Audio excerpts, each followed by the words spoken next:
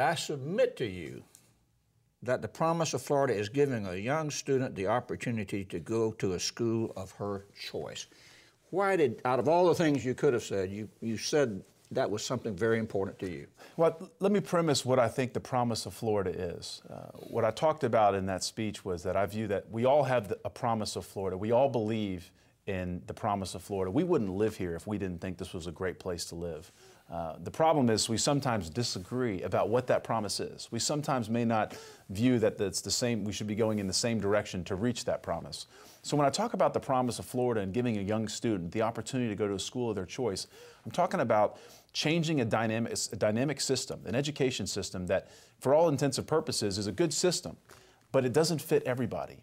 And we should be doing more to empower students, and we should be doing more to empower parents, as opposed to always worrying about just the system. And I feel like if we make an education system that is 21st century based and focused on the individual student, not necessarily a school system or a school district, we will have a better system. I believe school choice is a very big part of that. When you look at the last 10 or 12 years in Florida and what we've achieved, you have to look at the fact that all these gains that we've made have also come at the same time frame where we've had measurement, accountability, and a tremendous amount of school choice for parental empowerment.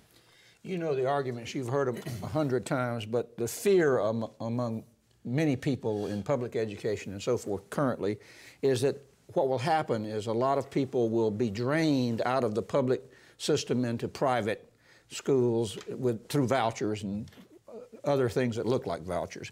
What's your answer to that? Well, I think the public school system will always be the predominant way that we educate our children in America and frankly in Florida.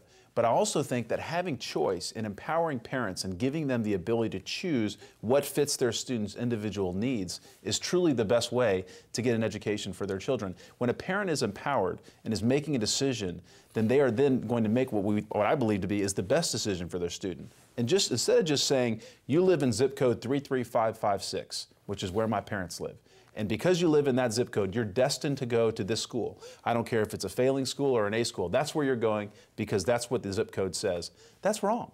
In the 21st century, we should be looking beyond that. We should be looking for school systems to meet the needs of our students. And I know that it's scary.